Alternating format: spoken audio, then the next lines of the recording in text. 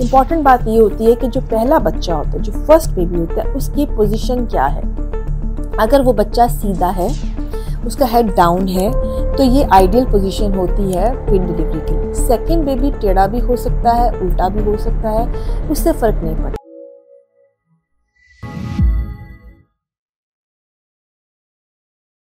अस्सलाम वालेकुम जी, आज हम बात करेंगे ट्विन डिलीवरी के हवाले से। ट्विन प्रेगनेंसी पे तो हमने बहुत दफ़ा बात की है, लेकिन हम ट्विन डिलीवरी के बारे में ज़्यादा बात नहीं करते हैं और हम यूजुअली प्रेगनेंसी के एंड पे आकर डॉक्टर पे बात छोड़ कर बात को ख़त्म कर देते हैं। सो हमने पहले बात की कि ट्विन के कैसे कंसीव होता है, उस पर भी बात कर चुके हैं। ट्विन कैसे जो प्रेगनेंसी कैसे चलती है, क्या प्रिकॉशंस लेनी है, क्या प्रॉब्लम आती है, इसका भी हमें अंदाज़ा है। अब बात करते हैं ट्विन की डिलीवरी पे। क्या ट्विन प्रेगनेंसी में नॉर्मल डिलीवरी पॉसिबल है? तो उसका जवाब है हाँ, ट्विन डिलीवरी में नॉर्मल डिलीवरी पॉसिबल है। और अगर आपका डॉक्टर ट्रेंड है तो ये कंपैरेटिवली बड़ा पेशेंट के लिए इजी डिलीवरी होती है, चूँकि इसमें लेबर शॉर्ट होता है। लेबर शॉर्ट से मुराद ये है कि अगर एक सिंगल प्रेगनेंसी वाला पेशेंट है और जो ट्विन प्रेगनेंसी वाला पेशेंट है, उनमें लेबर की ड्यूरेशन देखी गई है कि जो ट्विन वाला है वो जल्दी डिलीवर हो जाता है, क्योंकि उसमें प्रेशर ज़्यादा होता है। उसकी वजह से यूट्रस का मुंह अमूमन नरम हुआ होता है और ये लोग अमूमन अपना 37-38 हफ्ते से पहले लेबर में चले जाते हैं, टाइम से थोड़ा पहले, तो ये लोग जल्दी डिलीवर हो सकते हैं। सेकेंडली, जो ट्विन प्रेगनेंसी वाले बच्चे होते हैं उनका वेट यूजुअली उतना नहीं होता जितना कि सिंगल प्रेगनेंसी वाले का होता है। तो जब वेट कम होता है तो भी नॉर्मल डिलीवरी जो है वो काफ़ी आसान हो सकती है। ठीक है, सो इसका मतलब ये है कि डिलीवरी में यूजुअली ट्विन के प्रॉब्लम नहीं आ रही होती। अब प्रॉब्लम्स क्या होती हैं, उनको कैसे मैनेज करना है और आपके डॉक्टर का इसमें क्या रोल है, इस पर हम बात कर लेते हैं। जो तो डॉक्टर ट्रेंड होते हैं ट्विन डिलीवरी के अंदर, वो तो यूजुअली ट्विन डिलीवरी को वेलकम करते हैं। ठीक है, और वो बल्कि लुक फॉरवर्ड कर रहे होते हैं कि ये पेशेंट किसी वक्त भी इमरजेंसी में लैंड कर सकता है और उन्हें जल्दी शायद इसके लिए जाना भी पड़े। यानी वो पहली प्रेगनेंसी की तरह नहीं, जैसे मैंने कहा टाइम शॉर्ट होता है। इम्पॉर्टेंट बात ये होती है कि जो पहला बच्चा होता है, जो फर्स्ट बेबी होता है, उसकी पोजीशन क्या है। अगर वो बच्चा सीधा है, उसका हेड डाउन है, तो ये आइडियल पोजीशन होती है ट्विन डिलीवरी के लिए। सेकंड बेबी टेढ़ा भी हो सकता है, उल्टा भी हो सकता है, उससे फ़र्क नहीं पड़ता। वो जैसे ही डिलीवरी होती है अमूमन वो सीधा हो जाता है, अगर वो उल्टा भी है तो वो डिलीवर हो जाता है। So that is not a problem. और अगर टेढ़ा होता है तो डॉक्टर के पास इतने मैनूवर्स होते हैं कि वो उसको फौरी तौर पर सीधा करके डिलीवर करा सकता है। सो पहली डिलीवरी पहला बच्चा अगर आपका सीधा है, उसका हेड डाउन है, तो नॉर्मल डिलीवरी को ही ऑप्ट करना चाहिए।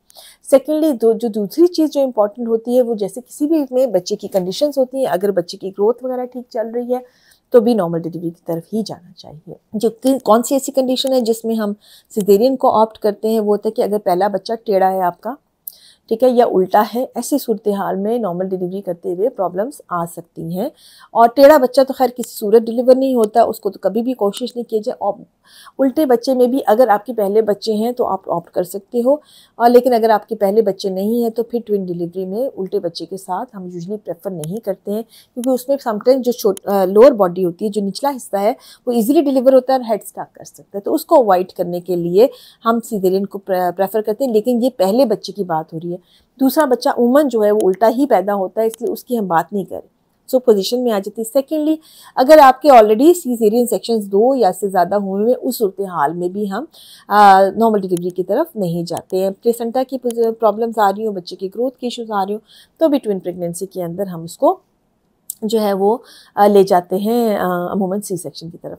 इसके अलावा अगर ब्लड प्रेशर के मसले हैं, शुगर के इश्यूज़ हैं, या कोई और इश्यूज़ हैं, इसके ऊपर हम नॉर्मल डिलीवरी मना नहीं करते हैं। अगर पेशेंट नॉर्मल डिलीवरी चाह रहा है तो हम नॉर्मल डिलीवरी को प्रेफर करते हैं। अब इसमें इंपॉर्टेंट चीज़ क्या है, अगर आप चाहते हैं कि आपकी नॉर्मल डिलीवरी हो तो अपने रेगुलर एंटीनेटल विजिट्स करवाइए, अपने अल्ट्रासाउंड्स कराइए, अपना हीमोग्लोबिन लेवल बहुत अच्छा कीजिए। जो रिस्क फैक्टर ट्विन डिलीवरी में होता है कि उसमें अमूमन जब एक बच्चा डिलीवर हो जाता है, सेकंड की डिलीवरी में टाइम वो लग सकता है, और जब इसमें थोड़ा नॉर्मल डिलीवरी की हम बात करें और जब इसमें थोड़ा टाइम लग रहा हो तो ब्लीडिंग का भी रिस्क होता है। और समटाइम्स जैसे ही सेकंड बेबी डिलीवर होता है तो पेशेंट की ब्लीडिंग का रिस्क भी ज़्यादा होता है, क्योंकि यूट्रस बहुत ज़्यादा डिस्टेंड हुआ होता है, लेबर का जो डिलीवरी का टाइम इंटरवल भी ज़्यादा आ रहा होता है, तो समटाइम प्लेसेंटा भी सेपरेट हो रहा होता है।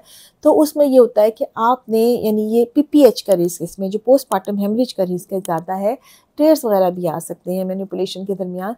तो इसलिए हम जो ट्विन प्रेगनेंसी की मदर की रिक्वायरमेंट भी ज़्यादा है during pregnancy and same is during labour. Labour के अंदर भी हम चाहते हैं कि पेशेंट का हम ब्लड भी अरेंज करवाते हैं और एट द सेम टाइम उसका हीमोग्लोबिन लेवल पे भी बहुत ज़्यादा तवज्जो देते हैं। ठीक हो गया। सो इसका मतलब है कि ट्विन प्रेगनेंसी में नॉर्मल डिलीवरी की जो कॉन्ट्राइंडिकेशन मैंने आपको बताई है, इसके अलावा अगर आपका बच्चा सीधा है, उसकी ग्रोथ के इश्यूज़ नहीं आ रहे और आप नेचुरल लेबर का वेट कीजिए। अमूमन लोग नेचुरल लेबर में चले जाते हैं और सक्सेसफुल डिलीवरीज भी हो जाती हैं। मेक श्योर करें कि जो डॉक्टर आपको डिलीवर करा रहा है वो ट्रेंड है ट्विन डिलीवरी करवाने में, उसको पता है कि आपने जो सिंटोसिनॉन या ऑक्सीटोसिन के जो इंजेक्शन होते हैं डिलीवरी के बाद लगाए जाते हैं वो कब देने हैं। अमूमन वो पहली डिलीवरी के बाद, बच्चा निकलने के बाद नहीं, वो दोनों बच्चे जब निकल जाते हैं उस वक्त लगाए जाते हैं। सो ये चीज़ें इंपॉर्टेंट है, ये चीज़ें उसको पता होनी चाहिए। एट द सेम टाइम उसमें हॉस्पिटल में सिजेरियन की फैसिलिटी भी होनी चाहिए, नर्सरी की फैसिलिटीज़ भी होनी चाहिए। देन नॉर्मल डिलीवरी को ही प्रेफर करना ट्विन प्रेगनेंसी में हम लोग करते भी हैं और हम चाहते हैं कि आप लोग भी सिर्फ ट्विन प्रेगनेंसी से घबरा के सी सेक्शन को ऑप्ट मत कीजिए। बहुत सारा ख्याल रखें और दुआओं में याद रखें।